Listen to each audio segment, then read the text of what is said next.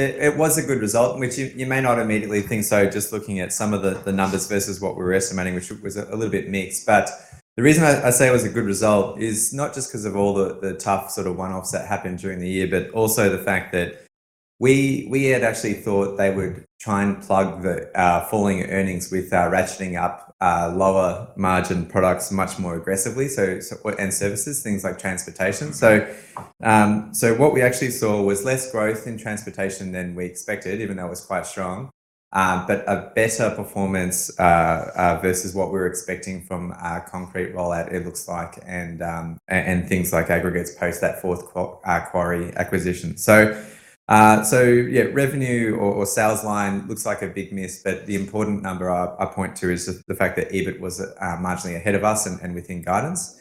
So much better than what I could have hoped for. So with that, looking forward to the next few years as well, I've then, based on the briefing commentary as well, where management were talking about the fact that there won't be any more growth in transportation in FY20. So I've reversed that and pulled that out of my numbers. So revenue has dropped pretty markedly in FY20. Also contributing to that is the fact that major projects like the Cross River Rail is also coming a little bit slower again than what we thought in terms of when the dollars fall. So the company commented that they're actually expecting dollars to start flowing into construction materials at big projects like the Cross River Rail in just over 12 months from now, where we had it actually coming in the June half of 20. So that's contributed to falling revenue, but not as much falling EBIT over the next few years, as obviously a better performance is extrapolated from those higher margin products like concrete.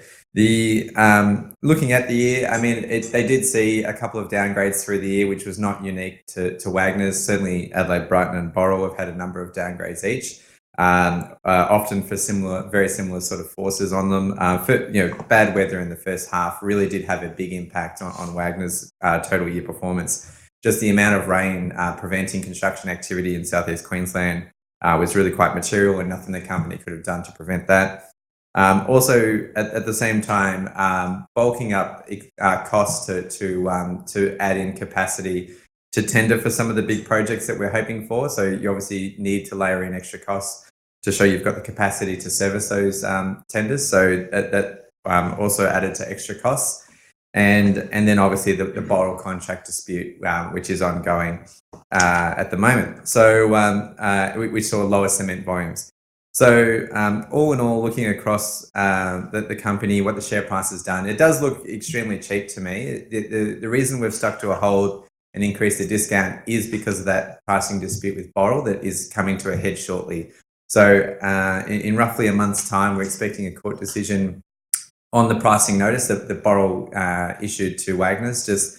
Wagners' view is obviously that it's not a bona fide representation of what the market price currently is, where Boral's view is the complete reverse, that it is just an indicative of the market price. So we'll really quickly find out an indication from that and go from there. But I think the greater certainty will certainly help us in the market to just have a bit more clarity on what's going to happen with cement earnings.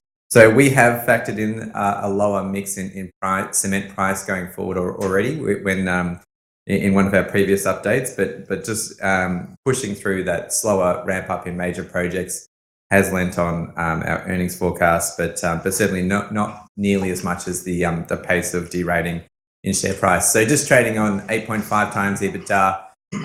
When the construction cycle in southeast Queensland's roaring, it should be valued at about 14 times, which is the high end of the cyclical multiple range that I see for the company. So hopefully over the next few years, we see growing utilisation of the concrete plants that they're now rolling out. We see some of those big projects major projects coming through to help support that growth.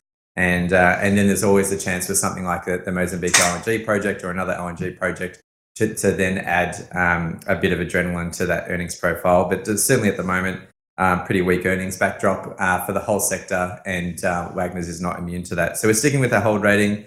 That additional risk adjustment brings our target price to 163, but really just waiting to see what the court decision is